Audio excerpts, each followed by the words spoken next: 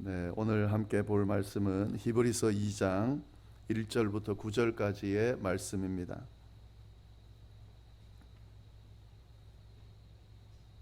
히브리서 2장 1절부터 9절까지의 말씀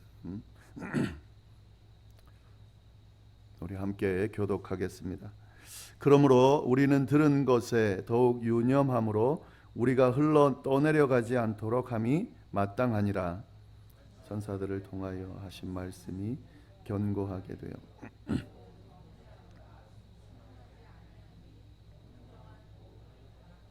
우리가 이같이 큰 구원을 등한히 여기면 어찌 그 보응을 피하리요? 이 구원은 처음에 주로 말씀하신 바요 들은 자들이 우리에게 확증한 바니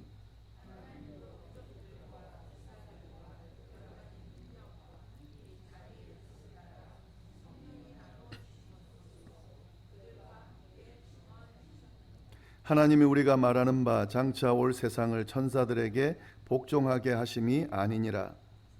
누구인가 어디에서 증언하여 이르되 사람이 무엇이기에 주께서 그를 생각하시며 인자가 무엇이기에 주께서 그를 돌보시나이까.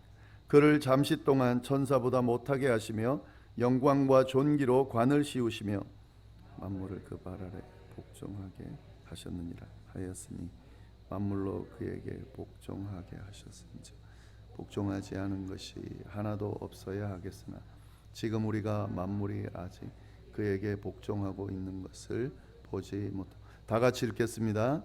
오직 우리가 천사들보다 잠시 동안 못하게 하심을 입은 자 곧 죽음의 고난 받으심으로 말미암아 영광과 존귀로 관을 쓰신 예수를 보니 이를 행하심은 하나님의 은혜로 말미암아 모든 사람을 위하여 죽음을 맛보려 하심이라. 아멘. 네, 어제부터 우리가 히브리서 말씀을 보기 시작했는데요. 이 히브리서는 그리스도인인 유대인들에게 보낸 서신입니다. 지금 히브리서 내용 13장까지 되어 있는데 그 내용들을 쭉 보면 구약 성경이 많이 인용되어 있습니다. 네, 구약 성경을 인용해서 지금 서신을 보낸 거죠. 이건 받는 사람이 이 구약 성경에 대해서 잘 알고 있다는 의미인데 히브리인에게 보낸 유대인들에게 보낸 서신이다. 예, 그건 뭐 히브리인들은 구약 성경을 잘 알고 있기 때문에요. 구약 성경을 가지고 그들이 좀 더 잘 이해할 수 있기 때문에 이렇게 서신을 쓴 거다 하는 거죠. 자, 그러면 왜 이 저자가 유대인 그리스도인들에게 특별히 편지를 썼을까? 한 가지 이유가 있습니다. 그게 뭐냐면 이 배교하려는 사람들이 많아서 그렇습니다. 배교라는 말은 종교를 바꾼다는 의미죠. 그리스도인이 되었는데 유대인들인데 그리스도인이 되었습니다. 근데 그리스도인으로서 쭉 지내다 보니까 믿음이 흔들리게 된 거예요. 그래서 다시 유대교로 돌아가려는 사람들이 당시에 많이 있었습니다. 그래서 그들의 신앙을 잡아주기 위해서 믿음을 잡아주기 위해서 배교하지 않도록 하기 위해서 이 서신을 쓴 겁니다. 그래서 히브리서의 핵심 주제가 그겁니다. 쭉 보실 때에 그 관점으로 보시면은 이래서 이렇게 이야기하는구나 라는 사실을 알 수가 있습니다. 믿음이 흔들리지 않도록 그 믿음을 붙잡아주기 위해서 지금 계속해서 설명을 하고 있는 거죠. 자, 그러면 어떻게 흔들리는 이 사람들, 배교하려는 사람들의 믿음을 바로잡아 줄 수 있을까? 히브리서는 어떻게 진행될까? 히브리서가 보여주는 방법이 딱 한 가지 있습니다. 아주 명확합니다. 믿음이 흔들리는 사람들을 바로잡기 위해서 히브리서 기자가 하고 있는 방법은 진리를 명확하게 더 강조해서 알려주는 거예요. 진리를 더 명확하게 설명하는 겁니다. 여러분 뭐 아시겠지, 여러 번 들으셨겠지만 이 위조 지폐, 가짜 지폐를 감별하는 감별사들을 훈련시키는 방법이 있다 그래요. 하도 요즘은 뭐 더하죠. 위조 지폐 기술이 더 발달해가지고 진짜인지 가짜인지를 구분하기가 쉽지 않다고 그럽니다. 그걸 감별해내는 감별사를 훈련시키는 방법이 뭔가? 어떤 게 가짜인지를 찾아내면 이게 감당할 수가 없다는 거죠. 왜냐하면 또 더 나은 기술이 나와서 더 정교한 가짜가 나오기 때문에 그래서 한 가지 방법을 가르친대요. 뭘 가르치냐면 진짜를 주고 이게 진짜라는 것을 계속 연구해서 훈련을 한다는 거죠. 그래서 어떤 것이 와도 이건 진짜야라고 하는 것을 구별해낼 수 있게 하는 거라는 거죠. 근데 이 이야기를 들어보면은요 정말 맞는 것 같아요. 거짓이 난무할 때에, 가짜가 난무할 때에 거짓에 현혹되지 않는 방법은 뭔가 아주 단순합니다. 진실에 집중하는 거죠. 진실을 잘 찾아내고 그거를 붙드는 겁니다. 그 진실만 붙들고 있으면 절대로 거짓에 현혹되지 않습니다. 그러니까 히브리서를 보면은요 지금 이 부분이 명확하게 드러나는 것을 볼 수 있습니다. 믿음이 흔들리고 있는 사람들에게, 가짜에게 현혹돼서 배교하려는 그 사람들에게 히브리서 저자가 접근하는 방법은 진리를 더 명확하게 가르쳐 주는 거죠. 그것을 붙들도록 이끄는 거죠. 그래서 히브리서 내용을 보면은요 그렇게 전개가 됩니다. 이제 그런 관점으로 좀 보면 좋을 것 같습니다. 1절 말씀 보시면 2장 1절에 이렇게 되어 있죠. 그러므로 우리는 들은 것에 더욱 유념함으로 우리가 흘러 떠내려가지 않도록 함이 마땅하니라.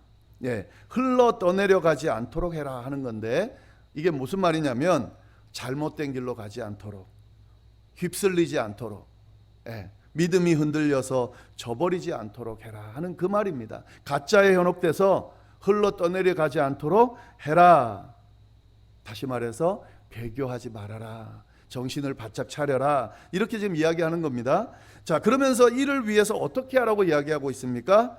들은 것에 더욱 유념함으로. 이게 이제 방법이에요. 이게 배교하지 않는 방법. 들은 것에 더욱 유념함으로. 들은 것이 뭡니까? 진리를 말하는 거죠. 그리스도에 대한 복음을 말하는 거죠. 이걸 들었다는 거죠. 유념하다는 말은 무슨 말입니까? 마음에 굳게 간직하고 붙들라는 의미가 있습니다.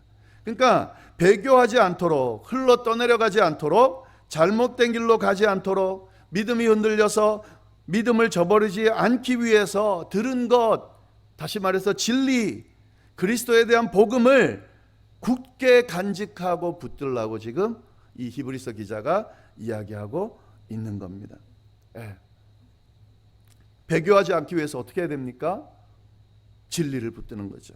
잘못된 길로 가지 않기 위해서 어떻게 하면 됩니까? 진리를 붙드는 거죠.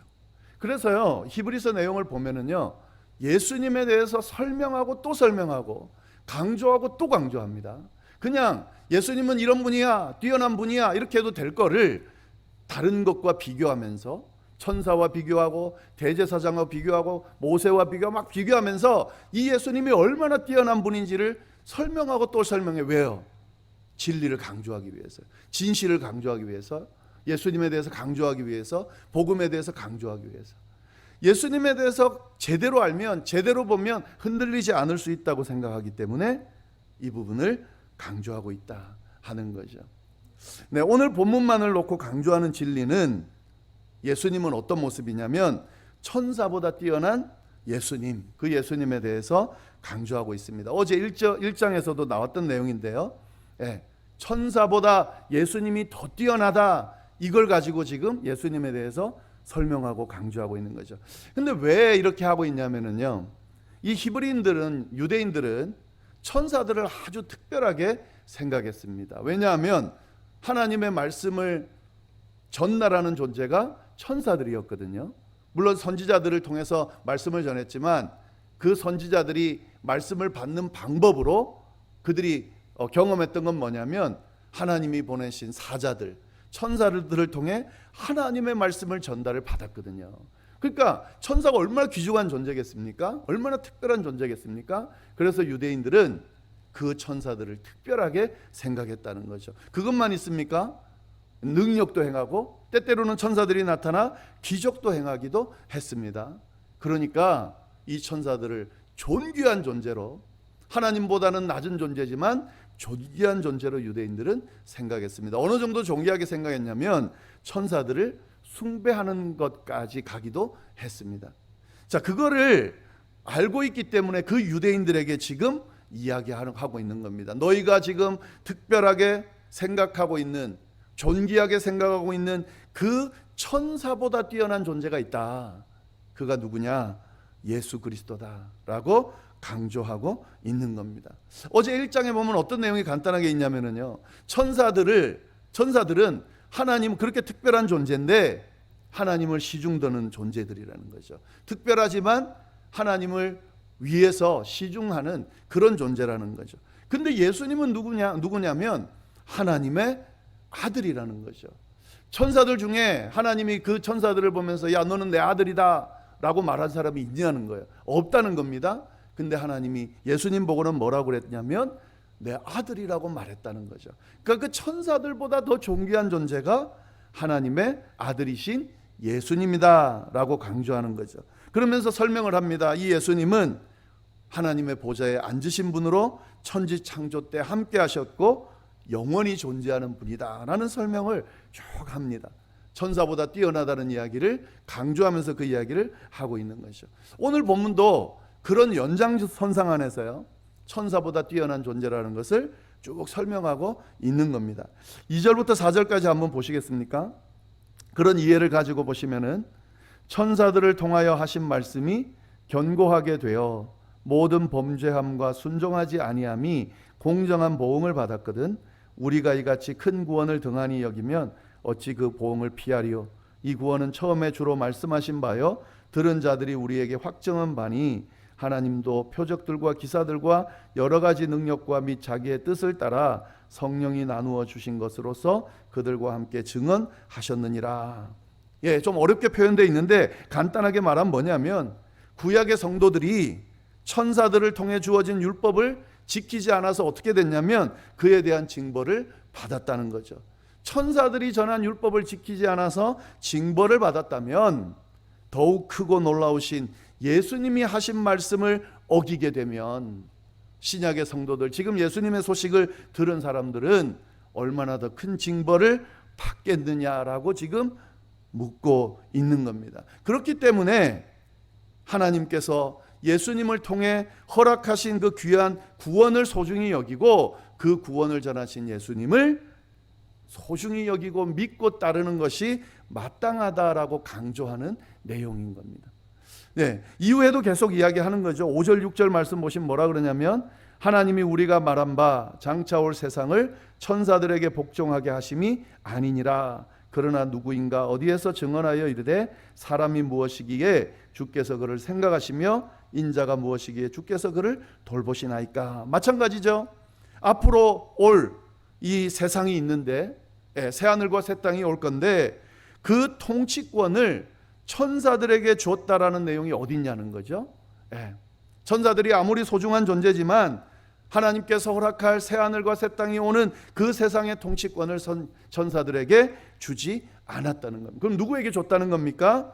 예수 그리스도께 줬다는 거죠. 그러니까 이게 게임이 안 되는 거죠. 천사들과 예수 그리스도는 게임이 안 되는 거죠. 근데 천사들은 숭배하면서, 천사들의 말은 믿으면서, 천사들은 믿고 따르면서 예수님의 말은 듣고 믿고 따르지 않고 있으니 너무 안타깝다는 이야기를 쭉 전개하고 있는 겁니다.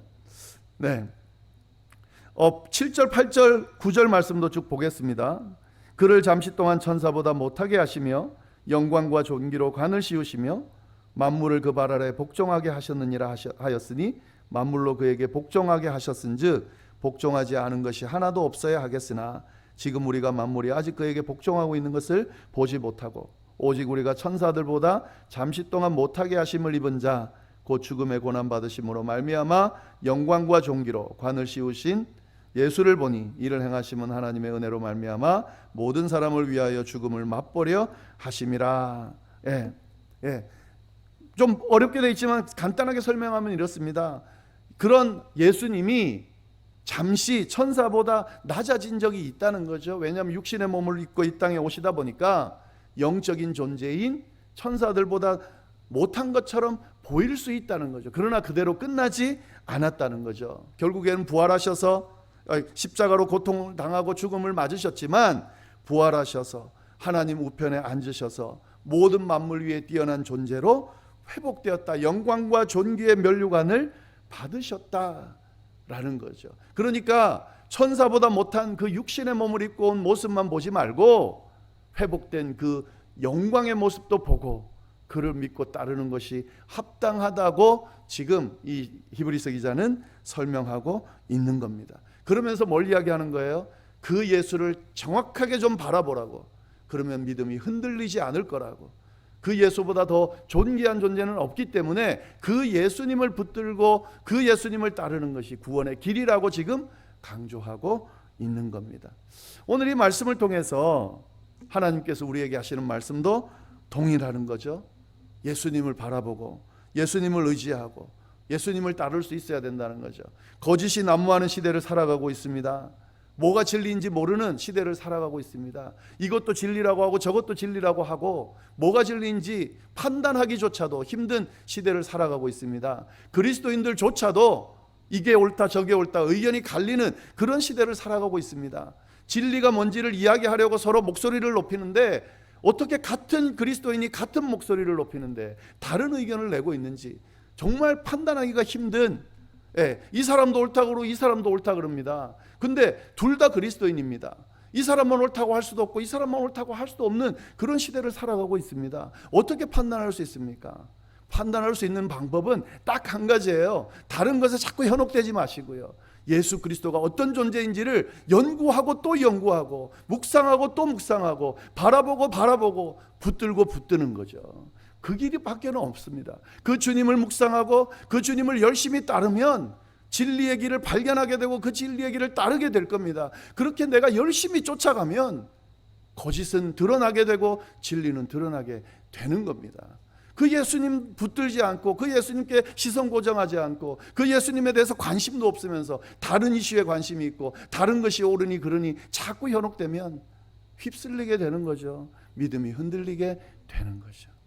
우리의 삶도 신앙생활도 저의 목회도 우리 이 교회 방향도 다 그래야 되는 거죠. 예수님을 바라보고 그 예수 그리스도 때문에 믿음 시작하고 믿고 있고 지금 계속 믿음을 유지하고 있는 거잖아요. 그 주님을 더 사랑하고 더 붙들고 더 알고 공부하고 연구하고 그렇게 주님을 따라 열심히 나아가다 보면 참된 길로 접어들게 될 거고 주님이 원하시는 그 길을 우리가 가게 될 거다.